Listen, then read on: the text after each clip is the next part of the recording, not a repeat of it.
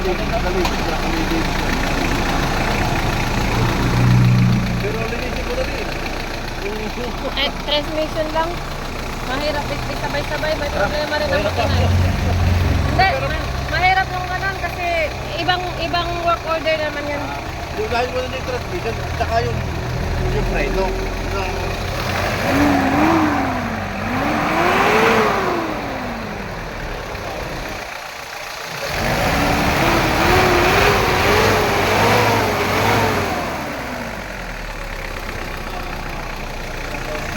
Naliligo ng langit din.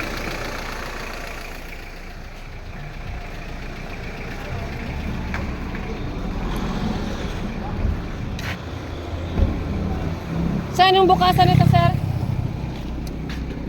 Pakibuksan. Sige, sir. Okay na po. Wala ba itong mga bangga? Mga miles lang, gas-gas lang. Walang... Wala naman pong UP. Kumbaga yung gas-gas lang. Ito po.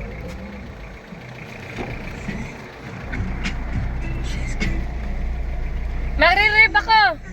Magre-rep po po.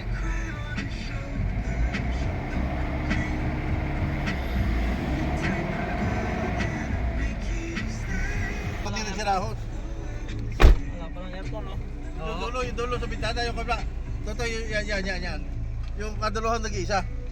Tata? Yan, ako, yan. Yan. Linipat na. Lilipat na. Linipat na. Sige, Alalay lang. Tatapre na dito maganda. Sige ba.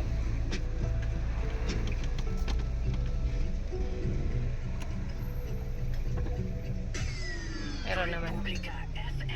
Ang problema nito ay reverse. Reverse at saka drive. Minsan wala. Ang drive po hindi po lagi nawawala. Reverse lang. Reverse lang. Check speedometer.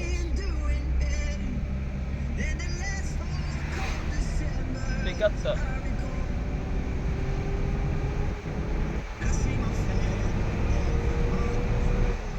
Hindi. Okay na yan. Paano makapag-quality pag mahina pre, no?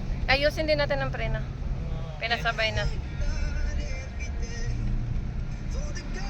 Yung gauge lang po yung pinatingan namin kung nagana. Opo.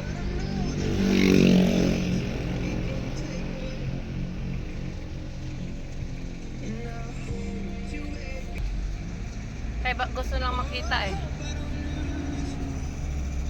Ano yung maingay? Ano yan? Turbo. Parang may nasabit. Nga. Ano yan, sir? Hindi ko rin po alam, bago lang po yun eh. Ano? Nung nawalan po ng preno, hindi po namin malaman kung susunod. Sige, alamin na lang namin yan. Basta may naingit. Aba. Ayun o. Parang dito sa side ko.